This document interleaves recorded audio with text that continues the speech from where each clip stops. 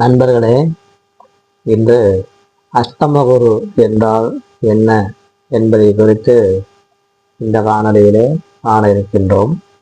அஷ்டமகுரு என்றால் ஒருவருடைய பிறப்பு ஜாதகத்தில் அவருடைய ராசி கட்டத்திற்கு 8ஆம் இடத்தில் கோச்சார குரு வரும் நிலையைதான் அஷ்டமகுரு என்று கூறுகின்றோம்.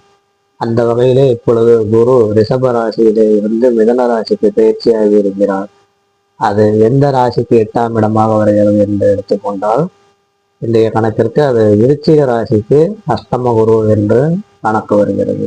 ஆக ஒரு ராசி கட்டத்தில் சந்திரன் உள்ள இடம்தான் ராசி என்று கூறப்படுகிறது. அந்த ராசி கட்டத்திற்கு குரு பயிற்சி ஆகும் பொழுது எத்தனையாவது இடத்தில் இருக்கிறார் என்று எண்ணி பார்த்தால் அது 8ஆம் இடமாக வந்தால் அந்த ராசிக்காரர்களுக்கு அது அஷ்டம குரு காலம் என்று எடுத்துக்கொள்ள வேண்டும்.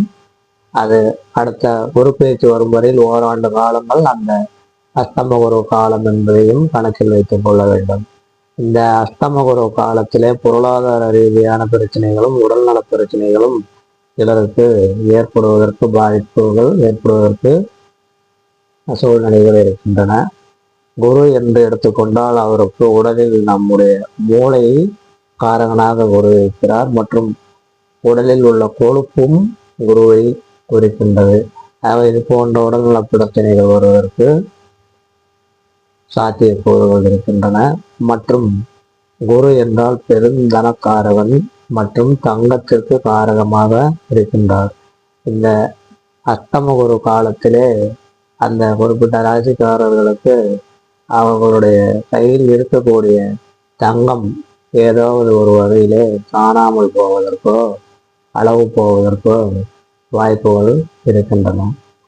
அந்த மாதிரி சூழ்நிலைகள் ஏற்படாமல் இருப்பதற்கு இந்த அஷ்டம குரு நடந்து கொண்டிருக்கக்கூடிய ராசிக்காரர்கள் தங்களிடம் இருக்கும் தங்க நகையில் ஒரு சிறு நகையை ஒரு வங்கியில் அடமானம் வைத்து அதை அந்த தோஷத்தை நீக்கிக் கொள்ளலாம்.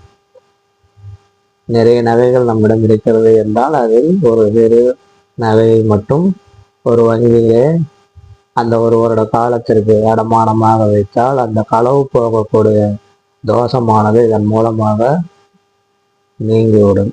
ஆகவே இந்த அஷ்டம குரு நடப்பவர்கள் இந்த பரிகாரத்தை செய்து பயன்படுத்தி கொண்டால் நம்மிடம் இருக்கக்கூடிய பொருளையும் தனத்தையும் பாதுகாத்துக் கொள்ள முடியும்.